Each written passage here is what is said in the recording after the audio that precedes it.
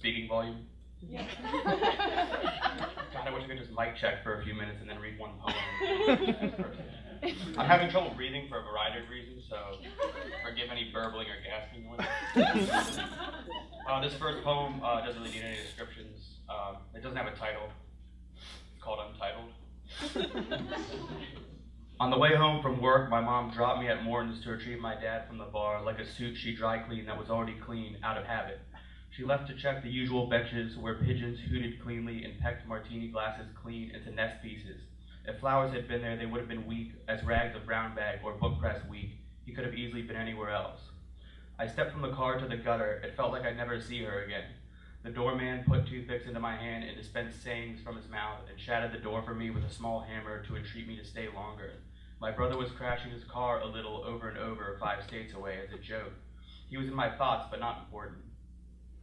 The sidewalk was the entrance and crunched like leaves. My father was leaning against the lost and found box, claiming most of the coats, and wasn't my father, but the story was so good he should have been. I was writing it down when the sign in the mirror behind the bar turned a shade of red that stopped me. The corner loudspeaker was trying to talk the wet crackle out of his voice. I kept signing his napkin wet with ink I'd have to explain later until my name became just a word.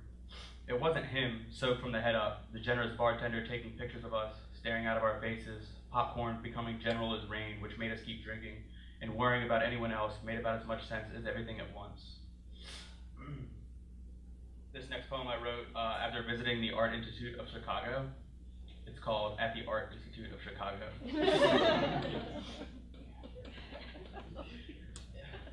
I crumple and swallow a 20 and promise not to touch anything too much. The ticketer kisses our hands and moves aside. No matter how much we scream in unison about fairness, the paintings won't make any noise or move. She selfies in front of Monet's until I fall in as much love as I can with his frantic water. I hate her the more she laughs. I wonder in the perfume among strangers how painted water would move if we watched it all day or set it on fire. Everybody's naked and has believable penises. We take pictures we'll forget to appreciate later. The guards clamp batons and look at the ground. The blue guitarist's neck is too long to keep straight, so we scream his notes for him. A naked man squats in the threshold, dangling a frog over his mouth. I nod my head for hours like I get it, until the police box up his frog and haul him away.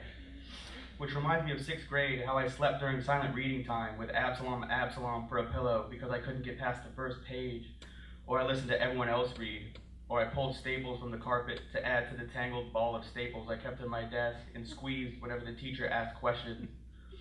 And then it's Nighthawks trapped in an unclosed triangle, the framed glass growing opaque with childhood fingerprints blocked from touching whoever I came with. This next one's called Poetry Reading Voice. Actually,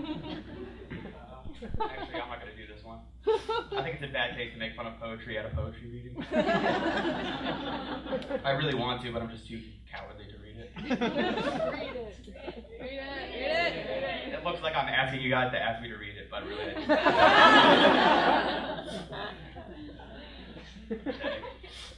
this next one's called Car Crash. The music cuts out, it's painless. The lacrosse stick cradles the rear view. The tree looks wet. In the hissing, he hears a blue jay eating another blue jay high up. He tastes balloons, the airbags like inverted eyelids. His knee is on the engine and the windows are gone. His brother falls out the door and throws up. He asks if he's okay. He can't hear his voice. The other car is in the ditch. Nobody is getting out. There's an urge to turn the wheel back until it comes off. There's bark in his cheek. He touches the rubber ball in the windshield. He wants weed. The ground looks wet in the light. He's standing in the road, picturing getting hit. The yellow lines are wide. Gasoline is running under his feet. His brother is saying okay. People are laughing. Cars are coming over the hill and stopping. Nobody's getting out. They're asking something. His eyes are being looked at. Leaves are everywhere. His brother is lying down. He keeps finding his hands again. A moth is nailed to the tree. The fireman is reading a joke into the bucket of his helmet. Nobody is getting out. The paramedics look like caterers. The cop has Slim Jims in his holster. He can't hear his voice. They tell him where to stand. The jaws of life seem small. The cop holds his hand and smells it without asking. Nobody is getting out. His brother is lying down. A bystander takes off her hair. Sparks are eraser flaking off the door. The cop is talking about hot dogs.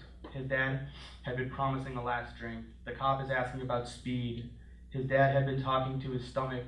as he fell asleep waiting to see the Hale-Bopp comet on the front lawn with his son semicircled around him listening.